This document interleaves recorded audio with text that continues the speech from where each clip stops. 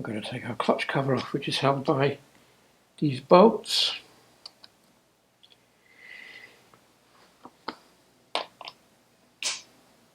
Should be 10s. I'm going to put my 10mm socket.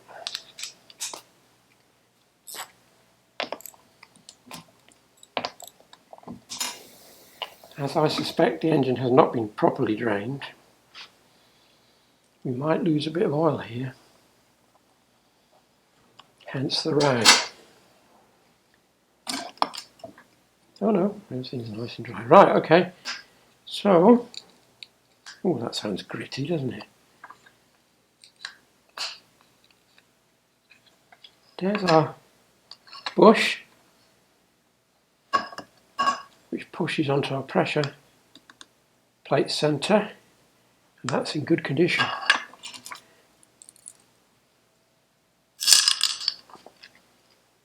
And then inside there we have our clutch, which also looks to be in good condition, nice and shiny.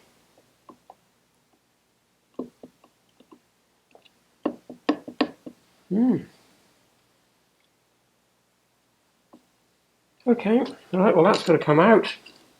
Well, and our gasket wants to come out. So we have to release that wire clip.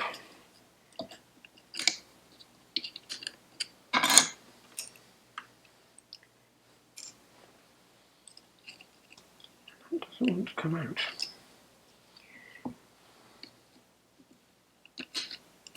There we go. And there is our clutch nut. Now then, it is held by a tab washer, which you will not be able to see because you have to get right in and have a look. So I will remove the tab washer.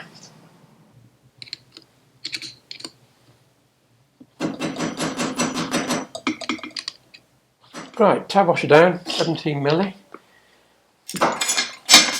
I would use an air impact normally. I haven't got the air on at the minute, I can't be bothered, so I'm just going to jam a piece of rag in between the teeth, which will hopefully be enough to stop it rotating while I undo this nut. We shall find out, won't we? And it is. Oh, that's a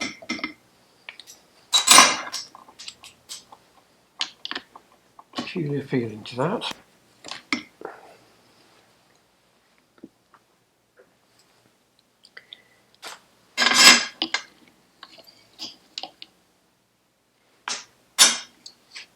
Right, extract the tab washer.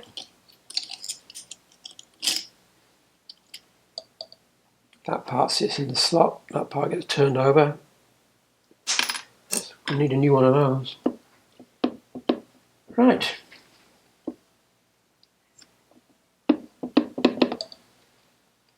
So now we have to get the clutch out. Right, to get the clutch out now we need another puller, which threads into the centre of the clutch. Have I got a spanner that fits that?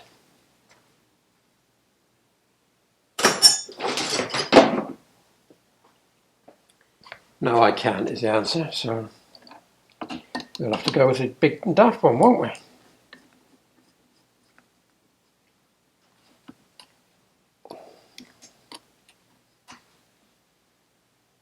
Right, and then holding that, we need to tighten that just like we did with the flywheel.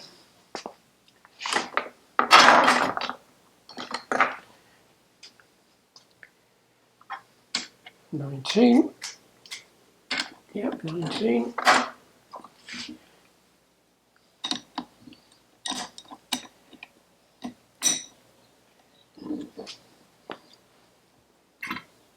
Well, that didn't take much, did it? And off it comes. Good. It can be tighter than that. And you just jiggle it out. Let me just undo that.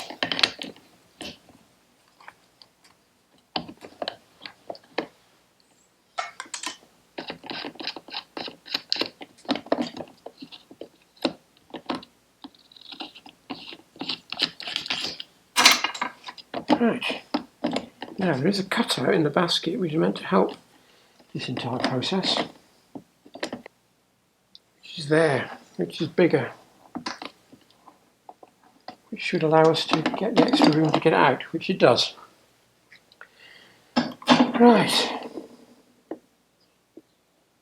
Oh. Okay, a bit more wobble than I thought. Small woodruff key. So what have we got? Well, we have a 4-plate clutch,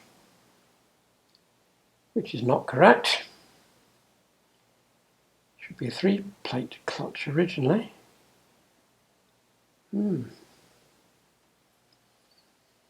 Okay. Well, let's have a quick look at that, shall we? For which we're going to need our clutch compressing tool, which looks like that. It's the same as the large frame P series does theirs as well. So that goes in there, that drops in there, that screws onto there.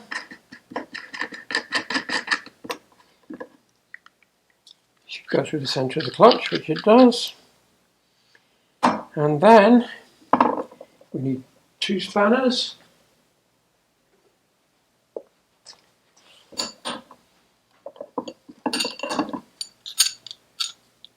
And as we compress it, well, actually I need one that's gripped quite well, I think. As we compress the plates free, which should allow us to get that out. But this does seem very tight, which may be part of our problem. Let me just get another spanner. In fact, I will use the 19 socket instead. That should have compressed that more.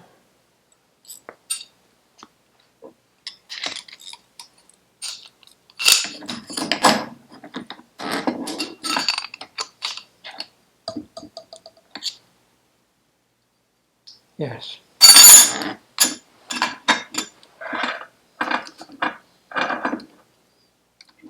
So there we go. There is a split in the spring, which in theory allows you to undo it.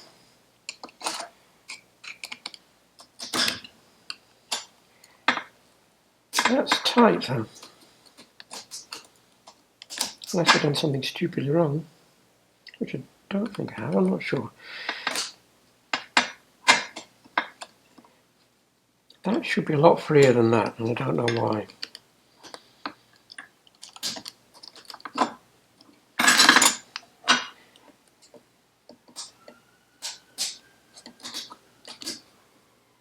Oh, it's coming. There we go. So if we then undo our tool,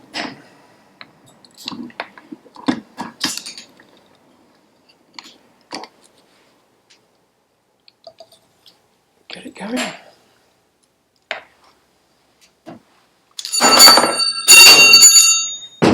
And we don't drop the spanners all over the floor, which slows things down quite a lot. Right.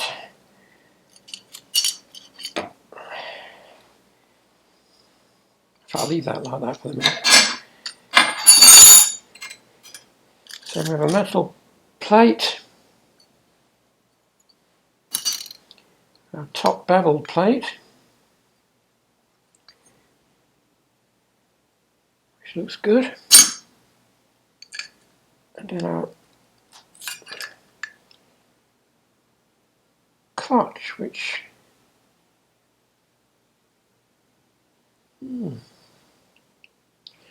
doesn't look that bad, to be honest.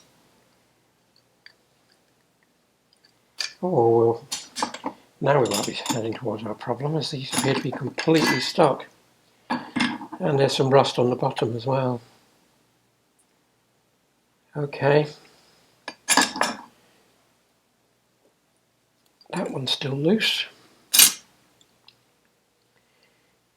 And these ones, oh wow, that's tight.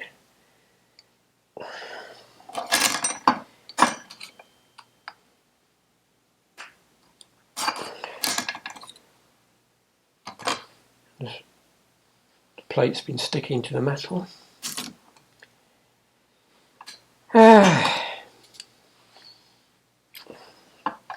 Might be the reason why we're having this problem with the clutch not engaging and disengaging.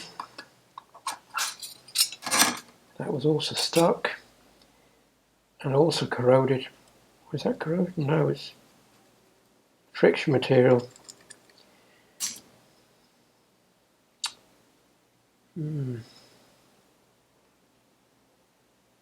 I don't like any of this at all, really,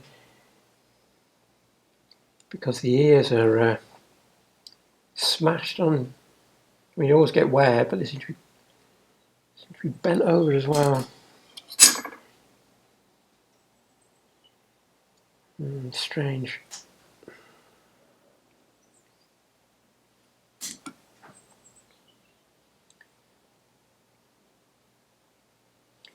Right. I will clean them and we'll do a proper inspection of them later. So if we take off our oily hands.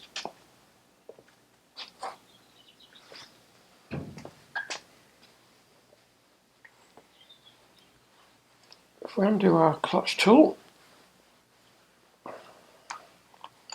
you will see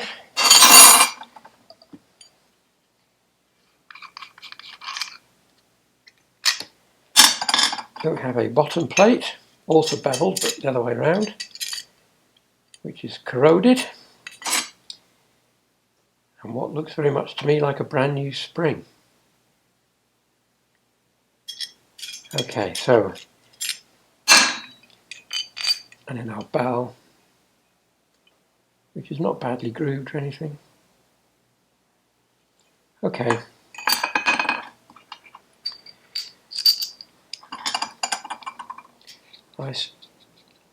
I will reserve judgment until it's cleaned, but I suspect we're going to be looking at a new clutch, and I don't think we'll be going 4 plate. I'll have to measure them to make sure they are correct. An odd collection of plates, because they do seem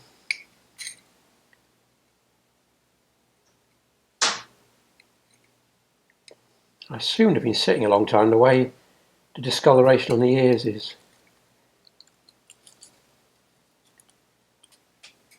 Right, anyway, no need to witter on. We shall reserve judgment until we've got it all cleaned up and checked. So, I'm sure we are nearing the end of this video because nobody likes overly long ones. I know that.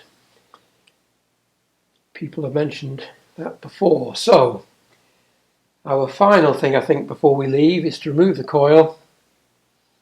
We'll remove the kickstart. We'll remove the cable. Well, I don't need to remove the cable bracket. That can stay on. And then in the next video, we'll split the cases.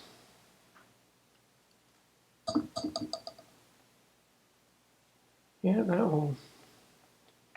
Otherwise, that all looks reasonable. Threads seem okay. Threads are okay, and that splines are okay. I haven't found anything horrific yet.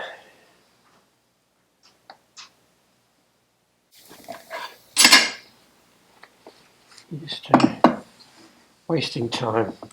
I wish they'd drained the bloody oil before they'd taken the engine out. Anyway,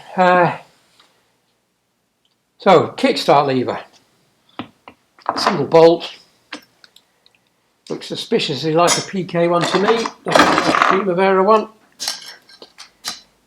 I'm not an expert on exact years of fitment, but it's not what I was expecting. It looks like PK.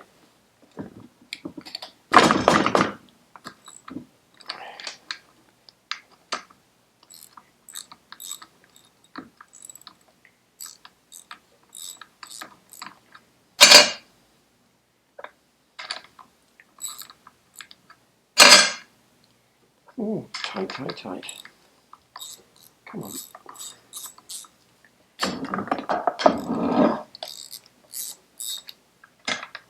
There we go.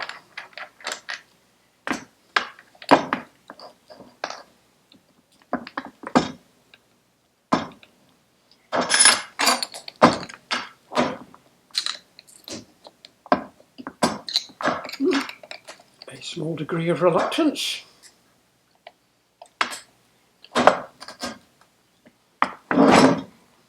I'm going to take that off anyway to get it off. Okay, so the kickstart pedal does not want to come off, so we'll take this off and we'll have to try and lever it a little bit more. So what's that? 10 millis. No, 11 millis. 11 milli. And this will definitely be the end because we're getting cluttered. I need to have a clean up, clean everything off in preparation for splitting the cases. So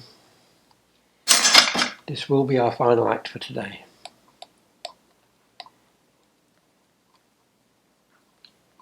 Because I don't like parts lying around all over the bench. I like to separate them carefully into subunits, keep everything together, because my memory is so bad that I'll just forget.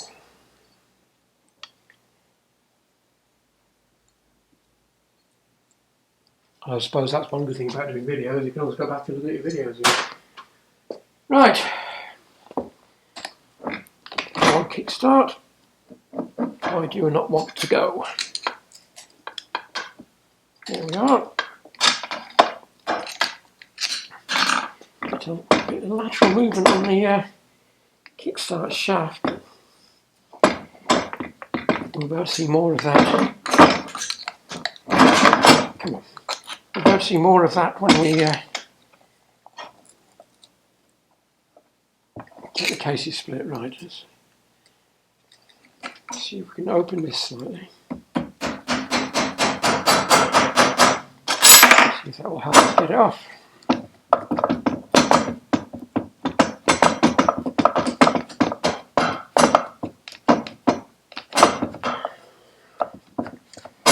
Come on. Yes. Right. Splines look okay. And splines look okay in the shaft. Okay. We will keep the bolt with it.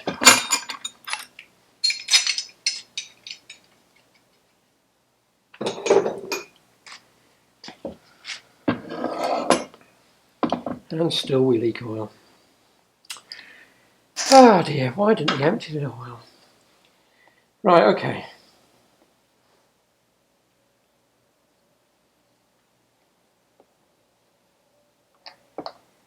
We'll leave that to when we split the cases. Right, what else can we see before we finish off? Engine mount's good. Front engine mounts are good. So in part 2 we shall come back and we'll split the cases. I'll remove this off camera, you're not bothered about seeing me take the coil tower off, coil off. So when you come back that'll have gone. So thank you for watching. Have a look at the other videos that are on the channel. There's an eclectic mix, which is probably not the best way of running a YouTube channel, but I just do what I like doing. So thanks again for watching.